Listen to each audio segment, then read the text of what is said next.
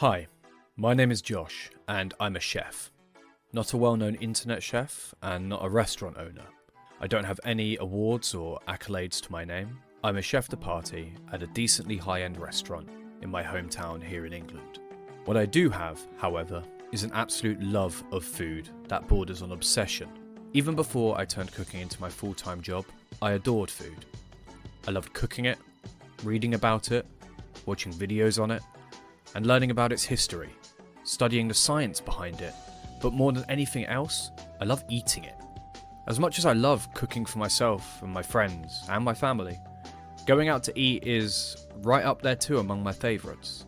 No matter how much I learn and experiment in my home kitchen or at work, there will always be cuisines and techniques that I either don't have the means to pull off, or I don't even know exist. Whether it's trying the food of a country or culture I've never experienced before, indulging in old classics pushed to new heights, or exploring the carefully curated menus of chefs that I admire, going out to eat is always a fun way to socialise and try something new.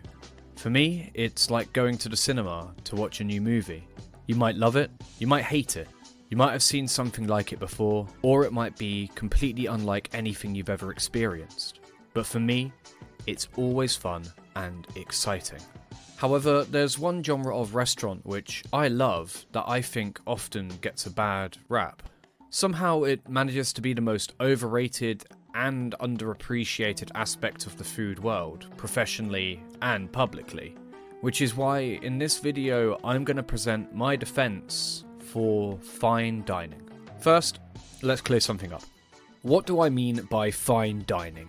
Now, this may seem obvious, but just to make sure that we're all on the same page, I'm just going to borrow Wikipedia's summary. Fine dining is a restaurant experience that is typically more sophisticated, special, and expensive than other typical restaurants. So we're talking about your Michelin star type places. Though plenty of other restaurants are just as fancy and expensive without holding that specific award, Michelin stars aren't the end-all and be-all of fine dining after all. But that's a discussion for another video. Now, I said that fine dining is both overrated and underappreciated. But how can that be? Well, it all comes down to perception. Now, please bear in mind that I'm speaking in generalities here. Naturally, everyone has their own opinions on, well, everything. So instead, what I'll be addressing is what I've seen voiced by a broader, more amorphous group of people rather than specific individuals. Firstly, let's address the simpler and more widely accepted idea. Fine dining is overrated. Now, when asked about fine dining, most people think of one of two things. Number one, it's pretentious, and number two, the portions are tiny. And you know what? They're not entirely wrong. When you hear fine dining, the first image that pops into most people's head is the snooty French chef placing a single mushroom in the centre of a plate and serving it while turning his nose up at a decent burger. Dig a little deeper, and you might start thinking of the stereotypical toxic restaurant environment, thanks to shows like Hell's Kitchen or books like White Heat. And for what? At the end of the day, you're cooking someone dinner. It's not that deep, you're just making mashed potatoes. You look at any Instagram from any fine dining chef or restaurant showing off their latest dish and you're guaranteed to find two things in the comments. A low quality gif of Gordon Ramsay screaming and someone asking, where's the rest? You also find a lot of people saying that the food doesn't even look good, or that it's trying too hard. Weird ingredient choices, bizarre presentation, and worst of all, a massive price tag attached to it. Why would anyone pay for that when they can get a tasty, filling meal at their favourite pub for a fraction of the price? I also feel like there's this rebellious energy to it all. Look at Anton Ego, the main villain of Ratatouille. He's a caricature of the food critic, a pessimistic, miserable, pretentious man. And sure, he gets a redemption arc at the end of the film, and during the film he even shows his true love of food with the "I don't like food, I love it" speech. But the point stands. As everyday people, we love making fun of pretentious folks in any field. Film snobs, music snobs, and of course, food and wine snobs. Because usually, let's be honest, they kind of deserve it. No one likes feeling like they're being looked down on, especially not over something as simple as what you're eating for dinner. We all have to eat to live, so why should anyone feel judged for how they choose to do that? And the answer is, they absolutely shouldn't. Let me be clear. During this video, I am not here to argue that non-fine dining restaurants or home cooking are in any way inferior to fine dining. One of my favourite things to do outside of work is make giant sandwiches for my wife. When I go out to eat with friends, I'm often getting hot pot or pizza. And yes, I realise I'm currently making a terrible argument for why fine dining is underappreciated. But that's because my argument isn't that it's the best way to enjoy food, yet alone the only way. Nor am I going to defend food snobs, because believe me, no one hates snobby diners more than the chefs that have to cook for them. My argument is that fine dining is just not the villain in the story of food. Fine dining is important. It's storied. It's interesting. But more than anything else, it's both a child and a victim of the class and culture war. Okay, pause. I know what you're thinking. Oh god, he's about to get political. And yeah, I kind of am. Now, don't worry, I'm not about to dive too deep into the weeds yet, but here's the thing. Cooking is art, and art is inherently political. And more than that, art exists as a reflection of the social and economic environment in which it's birthed. The key takeaway from that little disclaimer/explanation though is this: cooking is art. Because that idea is at the core of everything. Now, there are loads of parallels to be drawn between cooking and other art forms, but since I've already thrown a couple of movie and cinema references into this video, I'm going to stick with that as my main point of comparison. Now, cinema, like food, has a massive variety. You've got your low-end trash like Chop Kick Panda, and high-end art pieces like Synecdoche, New York. You've even got low-end masterpieces like Who Killed Captain Alex, and high-end disasters like Dow 2019. My point is that it's a spectrum, and I'm going to walk us through that spectrum now to show what I mean when I say that cooking exists as an art form, and where fine dining fits into all of this. So let's start at the very bottom. Absolute shit tier. Now, in this section for cinema, I want you to think of your straight-to-DVD knockoffs. The ones churned out by random studios that are trying to cash in on the popularity of some current or past blockbuster. The ones designed to trick unsuspecting grandparents in charity shops. Now, you already know the food equivalent I'm talking about, so I'll just show a few examples here. And of course, there are always exceptions. We have all had struggle meals. Most of us have, at least. This isn't about looking down on people trying to eat cheap to survive. It's also not trying to look down on people who are just trying to do their best for their kids and grandkids but don't have a load of money spare. But I think we can all agree that there's a difference between some plain white rice and frozen vegetables and whatever this is.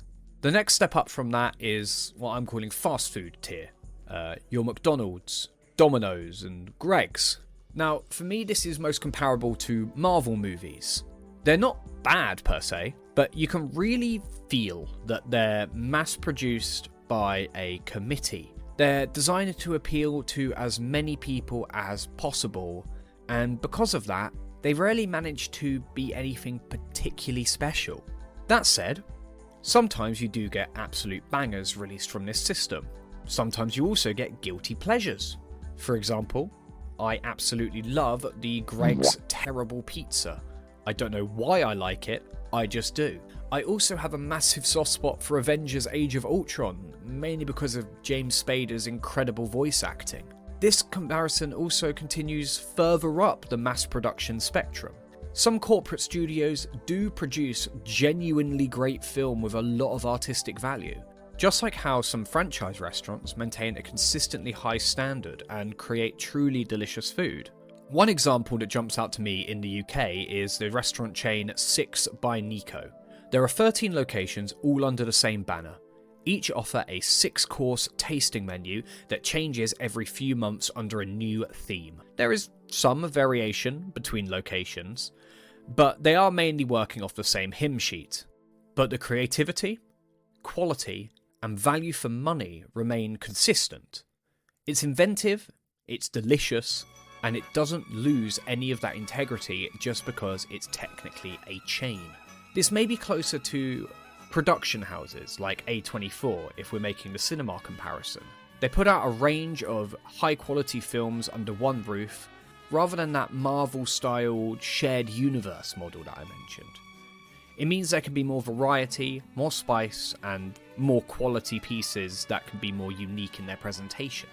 Okay, for 2 seconds, we're going to pause and we're going to step off the spectrum to talk about home cooking.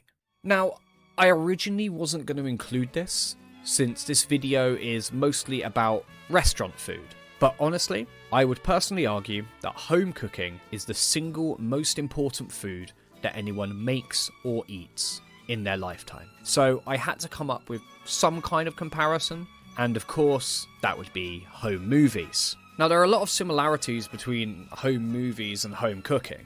You have the ones that have a ton of value to you and your family, but make zero sense to anyone else outside of that. You have the ones you made as a kid that you thought were an absolute masterpiece, but now, as an adult, you're really questioning your childhood taste.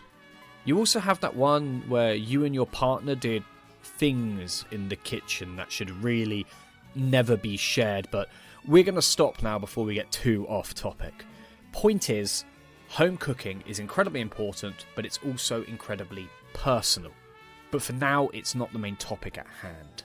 Going back onto our food art spectrum, we take the next step up onto privately owned restaurant tier. This is stuff like your local gastropub, the nice cafe on the corner, that fantastic neighbourhood spot that you always take friends and family when they come to visit, the place that you go when you want something familiar, comforting, and guaranteed to hit. Now, if I'm being real, the metaphor does start to wobble a little bit here. The line between local places and chain restaurants can actually get a little bit blurry. For example, you've got local chains, a string of restaurants that are all under the same banner but only exist within a very short radius. And in the film world, movies, because of how much money they require, are often limited to being produced and funded by just a handful of studios. But restaurants can actually kind of work in the same way. Yet again, I'm going to refer back to the restaurant industry in the UK. For example, there is a company called Green King, and they own a lot of pubs. And I mean a lot of pubs. And the level of independence that these pubs have and the quality differences between them can vary massively. How massively? Well, on one end of their portfolio, they have Wacky Warehouse. On the other end of their portfolio, they have the Hand and Flowers. The Hand and Flowers being a 2 Michelin star pub run by one of the UK's most celebrated chefs, and a personal hero of mine, Tom Kerridge. So yeah, if you try and take this comparison literally, 1-to-1, it doesn't quite hold up, because food and film aren't actually the same industry, despite how amazingly convincing I've been so far. Still, I don't think it completely falls apart. In my opinion, this part of the spectrum is where each art form begins to really better represent the individuals at the helm. The chefs and the owners, the writers and the directors, and all the people working behind the scenes to bring a more personal piece of art to life. Something that tells the stories of the people who made it. But even here, these projects still do need to make money to survive. Sometimes, they need the support of larger companies just to get made or stay open. And that support often comes with trade-offs. Now, these trade-offs aren't as extreme as in chains, where you're trying to produce food that has to be consistent across dozens or hundreds or even thousands of locations, and it's all dictated to you by business people or boards of directors who are, at the end of the day, trying to produce as much money for the company as possible.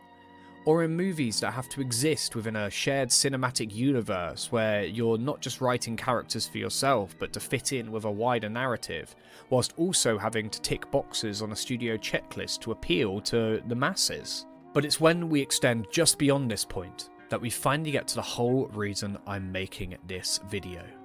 Fine dining tier. By now, the parallel I'm about to make should be pretty obvious. Art films, which much like fine dining have a mixed reputation. Up to this point on our spectrum, there's kind of been something for everyone.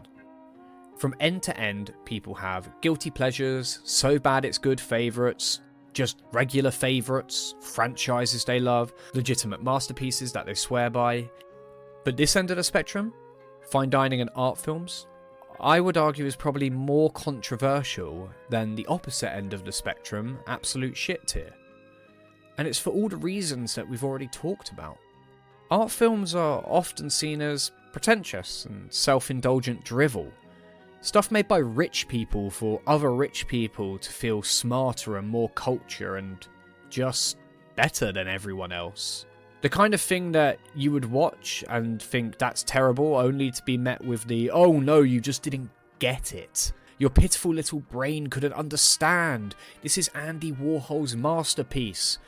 8 hours of footage of the Empire State Building. But let's take a step back and try and look at these films through a more impartial lens. Art films are trying to be exactly what they say on the tin. Art. They often lean heavily into experimentation. They're usually made independently, allowing them to be a bit more personal, more daring. They push boundaries, they take risks, and yeah, sometimes those risks do not work. But when they do hit, they really hit. When done well, art films can do more than just entertain. They can change your whole perspective on cinema, or even on life. And to be clear once more, I'm not saying that nothing further down the spectrum can have a deep emotional impact on you. Of course it can, but you get what I mean. Personal, expressive art projects made by someone with something specific to say might not appeal to the masses, but for the people that they do connect with,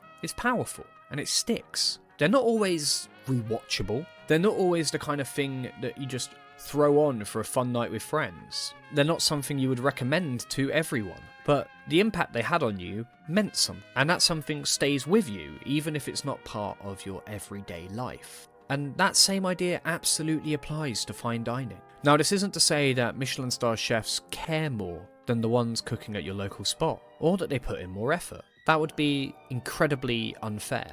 But when a chef is freed from the pressure of pleasing everyone, freed from the obligation of consistency across locations or mass market appeal, they can make something that's truly personal. And not everyone will like it, but much like with art films, the people who do like it will love it. It's not food that you eat every day. It's not food that you may bring all your friends to try. But it might just change how you see food, how you cook it, how you eat it, how you experience it. It's a unique kind of meal, not a go-to, not even necessarily your favourite, but something that sticks with you, something that you think about, something that can make you actually rethink your relationship with food entirely. And I could probably end the video there. I've made a case for why fine dining deserves to exist, and why I don't think it deserves the hate it gets. Why some people just like it, and maybe it's not for you.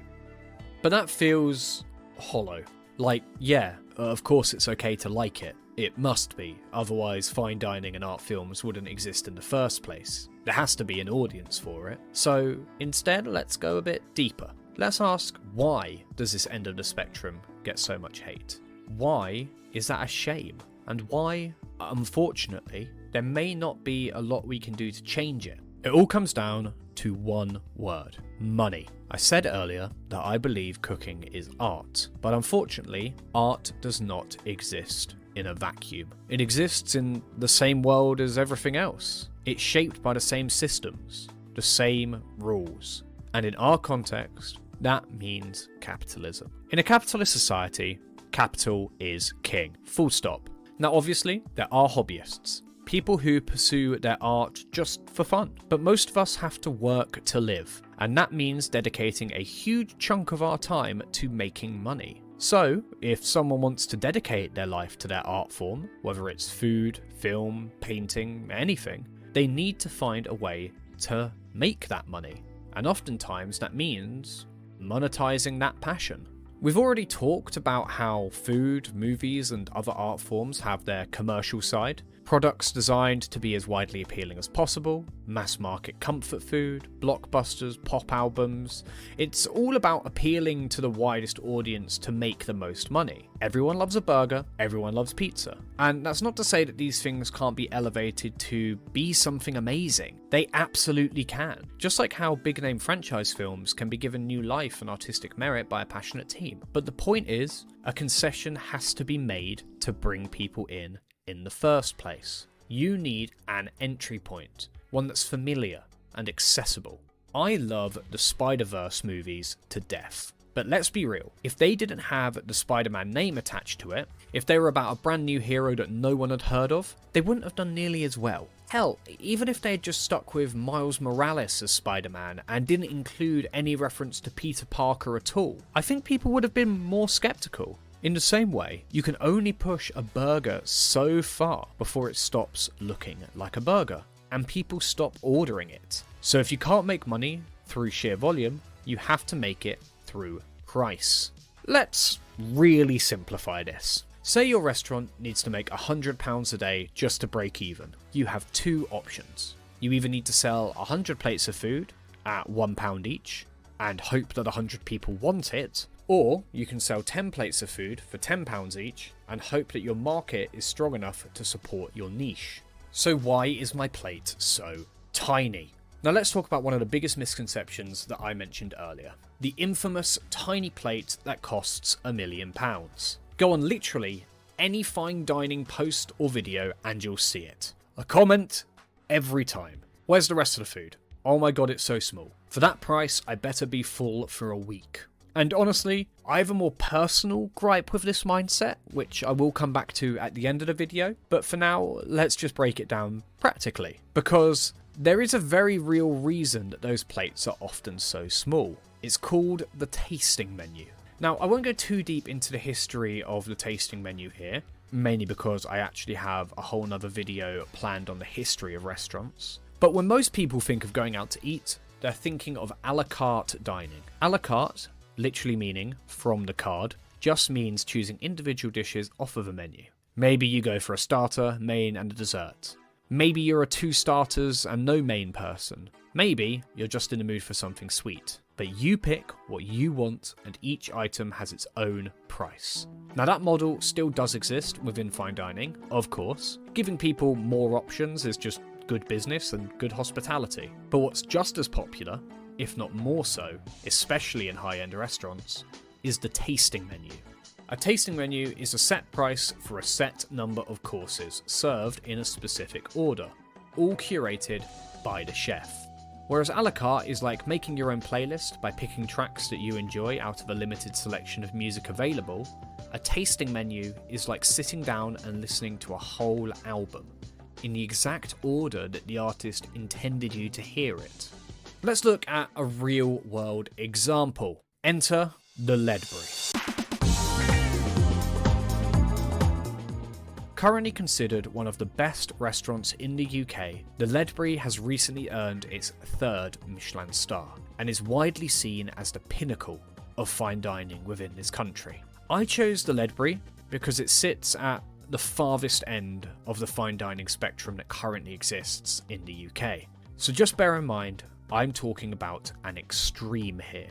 It's located in Notting Hill, London, and it's absolutely wild when it comes to the levels of creativity, precision, and culinary technique on display. It's got that modern edge. It's refined, it's bold, but it's still rooted in classic flavours. It's the archetype of what people think when they hear fine dining, but it also pushes the boundaries of what that even means. So let's break it down even more. First of all, what are you paying?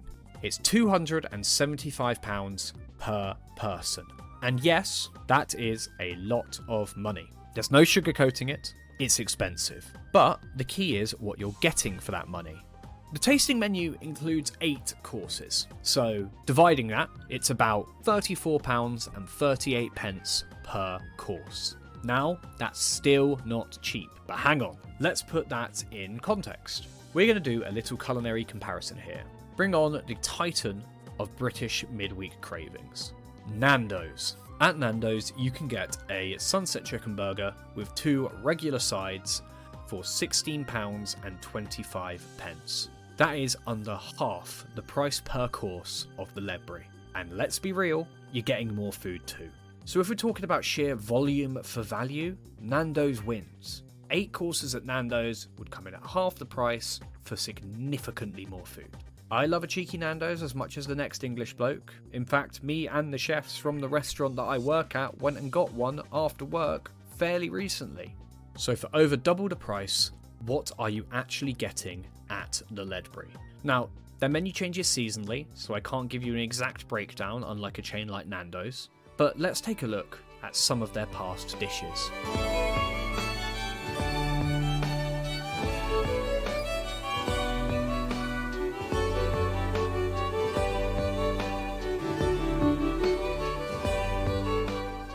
This is what I mean when I say cooking is art. It's not just the food, it's the service, it's the atmosphere, the plating, the technique, the ingredients, the precision, the storytelling. This is food not just designed to feed you, but to move you, to make you stop and think, wait, I didn't even know that food could do that. These aren't just meals, they're experiences. They're not there to fill your stomach, they're there to blow your mind. Although I should add, after 8 courses of food this rich, you will be going home satisfied. So then, let's talk ingredients. Another reason for restaurants to be so expensive is the cost of ingredients themselves. This one's a bit easier to justify. Expensive ingredients tend to be, well, delicious. I'm not ashamed to say it, I love truffle. I love caviar, sue me. Of course, inexpensive ingredients are still the backbone of almost all great cooking. Stocks, mirepoix, bones, herbs. These are all the flavour foundations and they all start simple. But why are some ingredients so expensive? Sometimes it's about rarity, sometimes it's about labour, sometimes it's about time. Truffles, for example, are rare and seasonal and require specially trained dogs to find them. Certain fish and shellfish can only be caught by hand by experienced divers. A lot of cheeses and alcohols take years to age and refine before they're ready to be used. Whether or not you personally think those ingredients are worth it at the end of the day is totally up to you. But I do think most people, when you explain it like this, can at least understand why they're priced the way they are. They take a lot of time, and a lot of experience, and a lot of work, and people should be paid for their time, experience, and work. But next up, let's talk about something that's actually quite frustrating, which is artificial inflation. The poster child for this is, of course, lobster. Now, believe it or not, lobster used to be considered poor people food. It was a byproduct of fishing, something only the fishermen themselves or the coastal communities around them ate, and not with any pomp or ceremony. In fact, in some places, it was so common and undesirable that it was actually served to their prisoners, or even used as fertilizer. But then came the dawn of advanced refrigeration and better railway networks, and suddenly, lobster could be transported inland without spoiling, and people who had never tasted it before finally did, and realised it was absolutely delicious. Specifically, I'm talking about rich and upper class people who lived in the countryside. Demand rose, prices rose too, and that's just basic supply and demand, with also some extra compensation needing to be made for transport cost, right? But here's the thing, the price rose so dramatically, it completely outweighed those factors. And the lobster never changed. It didn't become rarer, you didn't require more skill to harvest it than before. In fact, compared to something like hand-dyed scallops, it's relatively sustainable and not as labour-intensive. But because it gained a reputation as a luxury, it became permanently more expensive. That's not scarcity economics. That's branding, essentially. Now, lobster at least still tastes good, but in some cases of inflation, it's purely aesthetic. Let's talk about what I think is the worst offender of this. Gold on food. Gold leaf, gold flakes, all stuff to make silly things like golden burgers. It does absolutely nothing for the flavour. It's purely ornamental, purely performative, but it instantly inflates the price of a dish. Because, hey, rich people love shiny things. And it gets worse, because rarity doesn't always mean quality either. Take Kopi Luwak. This is often called the most expensive and exclusive coffee in the world. It's made from beans that have been eaten and then defecated out by civets. The idea is that the digestive process improves the flavour. It's got a niche production method, there's a low supply of it, and thus it has a high price. But here's the catch. Most people agree that it doesn't actually taste better. And worse than that, the growing popularity of this coffee has led to some horrific animal abuse, with civets being captured and kept in cages and force-fed this coffee just to get it through their system. So what are you really paying for there? A stunt? A story? A status symbol? Which leads me into what I think is the single biggest factor in fine dining's bad reputation. The co-option of art by the rich. Rich people love luxury. And honestly, why wouldn't they? They can afford it. Expensive clothes, expensive cars, expensive jewelry, and of course, expensive food. But this relationship between wealth and art is where things get murky. Art, for centuries, has been treated like the playground of the rich. We talked earlier about how artists often have to compromise to make their work profitable. But what if you didn't have to compromise? What if you already had the money? Then art becomes something you don't need to justify. It's just something you do. This is why so many well-known artists tend to come from money. Not all of them, obviously, but a lot. They're the children of people already in the industry.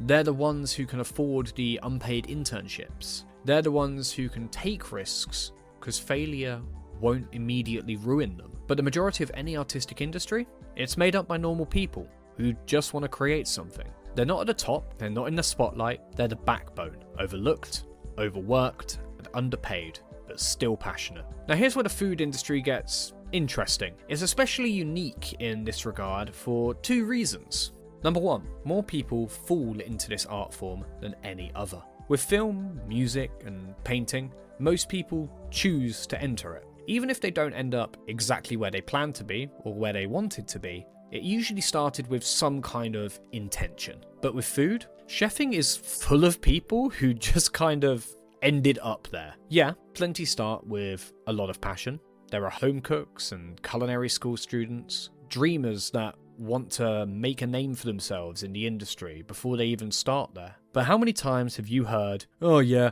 started out as a pot wash when I was a teenager and then got given some potatoes to peel and here I am 25 years later? If you've ever spent any time in the food service industry, you've heard that kind of story a lot. And that brings me to the second point. Number two, people at the top of this industry are almost entirely self-made. Now, yes, there are exceptions, and there are culinary dynasties, like the legendary Roux brothers. But even then, their legacy is still built on skill.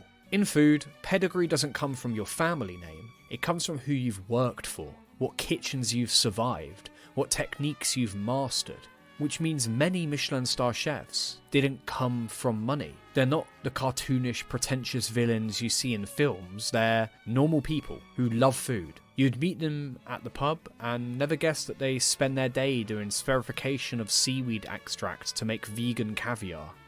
Actually, you might guess that because chefs do love showing off their work.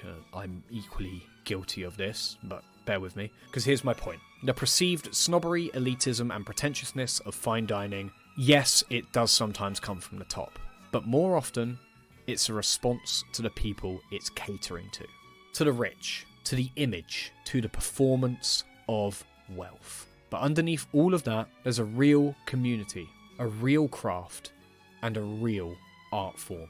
And that brings us neatly to the heart of this video. The reason I and so many others pay hundreds of pounds to still be hungry. The involvement and influence of the upper class and their money on all art cannot be overstated. It's at this point that I'm actually going to step back from the film and other art form comparisons for the sake of clarity. Because this right here, this is the most important part of defending fine dining. You can naturally draw your own parallels to other art forms, but for now, just hear me out. Now please bear in mind, the world is very wide, and my view of it is narrow. I'm a white dude who lives in England, nearing my 30s, so a lot of what I'm about to say is going to be shaped by my experiences, and is also going to be very Eurocentric. I hope that, in future videos, I can explore more global food histories, with the help of those more immersed in those cultures. But for now, I ask you to bear with this very, very abridged, Western-skewed history of wealth and food. Humans need to eat. That's not news. Food is a resource, and one of the most basic, fundamental ones that we have. And across all of human history, those who have had more access to resources, the wealthy, have always used food as a status symbol. In ancient civilizations, access to spices and exotic ingredients signalled far-flung trade connections. When the average person barely had enough to get by, a lavish feast wasn't just about abundance. It was a message to visiting rulers, to subjects. It said, look how much I have, and look how much you don't. In medieval Europe, this division was even written into the law. Sumptuary laws restricted what you could wear, what you could own, and even what you could eat. These laws extended into the Tudor era and were explicitly designed to separate the upper and lower classes, visibly, tangibly, and palatably. While some starved, others dined in spectacle. And this wasn't just about indulgence, it was about control. Some foods like pineapples weren't even eaten, they were displayed, hired out as table centerpieces, literal props of opulence. It was around this culture of display and exclusivity that haute cuisine was born. In the 17th and 18th centuries, particularly in France, a new style of cooking emerged, one focused not on feeding the masses, but refinement, technique, and prestige. Elaborate, multi-course meals, trained chefs, and a codified idea of what good taste meant. Haute cuisine aimed to transform food from mere sustenance into art, but only for those that could afford to commission it. Fine dining as we know it today traces its roots directly back to this exact performance of luxury. And then we fast forward to the Victorian era and the expansion of the British Empire, where entire countries and cultures were trampled in the name of spices and other ingredients. Our hunger isn't just for flavour, it's for dominance. Everyone's got to eat, so why not feed your ego with a bigger plate than theirs? And unfortunately, this dynamic does not disappear in the modern day.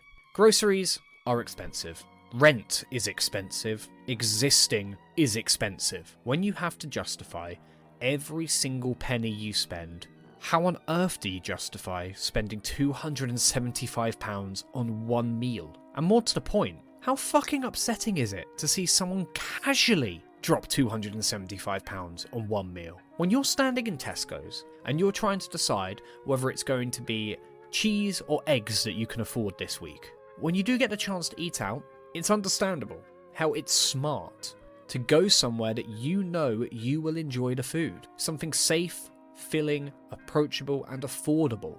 And honestly, you're completely right to do this. But that doesn't mean fine dining shouldn't exist. It just means it shouldn't only exist for the rich. The kind of rich people that only ever eat at Michelin-star restaurants, the kind that look down on grabbing a drunken kebab after a night out, who have never had a struggle meal, who can't appreciate a great pizza or a homemade pie, they also can't appreciate fine dining. Because the truth is that fine dining and everyday food aren't as far apart as people think. Fine dining doesn't exist in its own isolated world. It often draws from the food we eat every day, transforming them into something extraordinary. A simple soup elevated with rare and exquisite ingredients, or a humble grain like rice being transformed into a Michelin-worthy creation. Chefs take what we eat in our homes, what they ate in their childhood, and with technique, time, creativity, they make something that feels new, artistic, and worth celebrating. Because food is not just fuel, it's an experience. It's a way of showing love. It's a way of expressing yourself. It's art. The restaurant I work at is considered fine dining, and I see all kinds of people come through our doors. One part of my job is presenting the tasting menu to the tables, describing each course as it arrives. I've seen every kind of reaction. Some people just want me to shut up, put the plate down, and leave them to their food. Some have 1,000 questions about everything on that dish. But more than anything, I've seen the joy and whimsy and excitement that food can bring people. And I've also seen so many people who have completely lost that magic. Look, I don't think fine dining is a thing that should be eaten every day. It's like that art film. It might not be a movie you throw on when you're chilling with friends. It might not be something you revisit often or recommend to everyone. But it's something that impacts you, even if it's not part of your daily life. And fine dining should be exactly the same. A treat you save up for. A special occasion, a holiday for your palate. I truly wish it could be more accessible, and there are restaurants which are genuinely trying, offering set menus, flexible pricing, supper clubs, but I hope at the very least I've helped explain why the prices are so high, and why going to a fine dining restaurant can maybe be justified as an experience, not just a meal. Because more than anything, I don't want this world that I love to be gatekept by the modern bourgeois. People who don't appreciate the food for the art that it is, but only for the status it gives them. We need a change in both perception and accessibility. Despite their reputation as luxury playgrounds, Michelin restaurants are struggling, now more than ever. Last year, the UK alone lost 12 Michelin star restaurants. France lost around 30. Culinary landmarks like Le Gavroche shut down. Even Noma, often called the best restaurant in the world, is having to end some of its projects. The industry is hurting. If McDonald's doesn't even have the £1 menu anymore, how are independent restaurants meant to keep up and survive with rising cost of ingredients and lack of expendable income in the public? It has to change. And that change starts by breaking down the wall between fine dining and the average person. Many restaurants are trying, offering new formats, different price points, alternative spaces, but they need a chance. They need us to give them that chance. Like so many other art forms, the restaurant industry is a phenomenon built on regular people's passion. Passion that's constantly being co-opted, diluted, or sold out just to keep the lights on. So please, if you've taken anything away from this video, go to the Modern Art Museum and see if you can find something you like. Watch a slow, strange, beautiful foreign film and see how it makes you feel. Listen to a weird, experimental album and see if you can find a story in it. And eat at the Michelin star restaurant and see if you can have your very own Anton Ego flashback moment. With all of these things, you might love it, you might hate it, you might be surprised, it might be exactly what you expected it to be. You may never ever go back, or you might return every now and then to find something new each time. Maybe nothing changes, but just maybe it opens up a whole new world to you. Because not all art will speak to you, but all art deserves to be heard. And food, after all, is art.